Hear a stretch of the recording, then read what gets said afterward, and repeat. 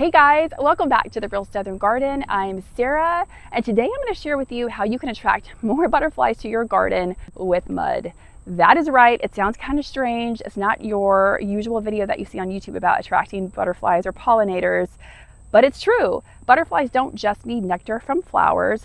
Obviously they've got to have flowers, but they also have to get minerals and salts from mud or very shallow kind of muddy spots in nature. But you can recreate this same exact thing in your garden, and it's called a butterfly puddler, and it's super inexpensive, super easy. You can just use things you already have on hand.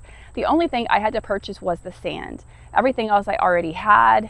Children love doing this. It's fun, obviously, just to do it yourself, and it can become part of your garden art.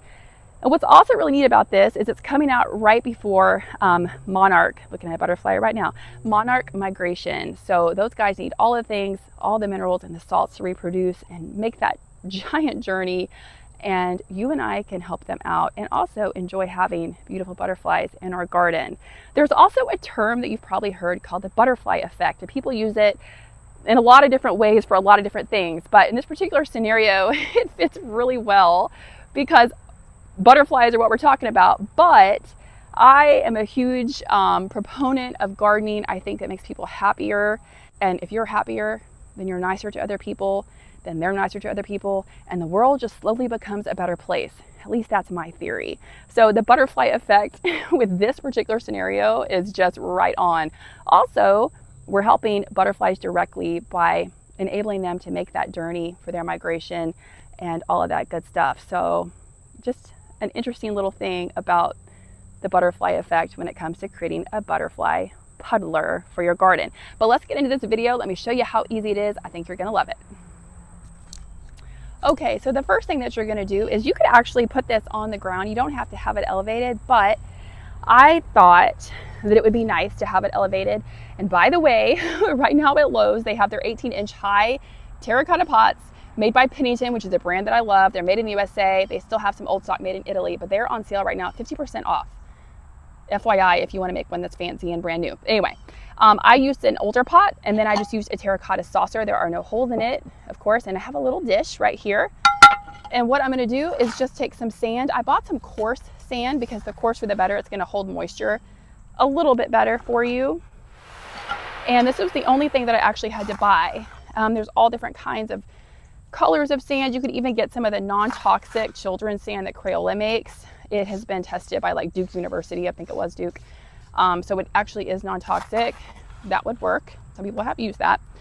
I am just using, it's like a landscaper sand. If you live by the beach, you could obviously use that. And we actually had some sand in our yard, but we had a couple trees fall, and right now I can't get to the actual location where that sand is. So we just bought some.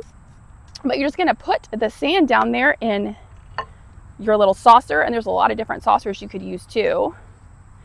And you want to just dampen it. You don't want to make it full of water. You just want damp sand. And you're gonna just stir it a little bit.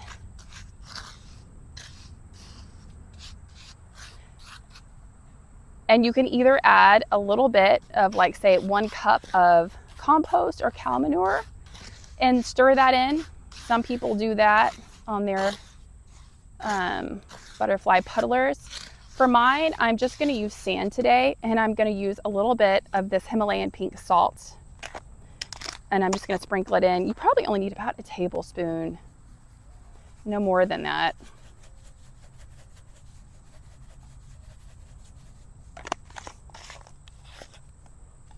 And then you're just going to mix that in.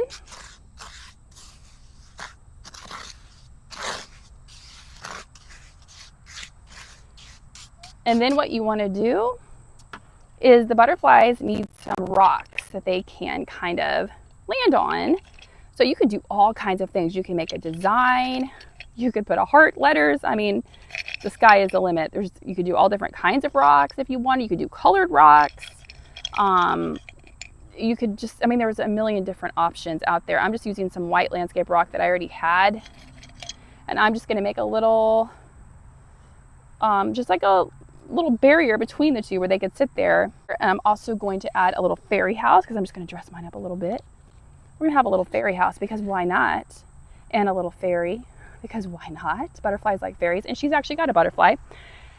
And the other thing is you can just get a little dish and pop it on, and they love decaying fruit. So I have an old banana that I'm gonna put on here, and the butterflies will come and they will just have a field day eating that banana and getting the nutrients that they need right here from this butterfly puddler. So there it is with a couple strawberries. I was gonna use a banana. Banana is really better, especially one that is pretty ripe, but we just tried a couple strawberries to see. You could paint the terracotta pot if you wanted to do terracotta on the bottom. There are so many neat ideas. And I also want to add that you want to refresh your puddler monthly with fresh sand and fresh salt, and make sure that you use the non-iodized salt because that is the best. And now stay tuned for just a quick little butterfly tour of my garden. It really is a butterfly tour. There have just been so many. Hope you guys enjoy.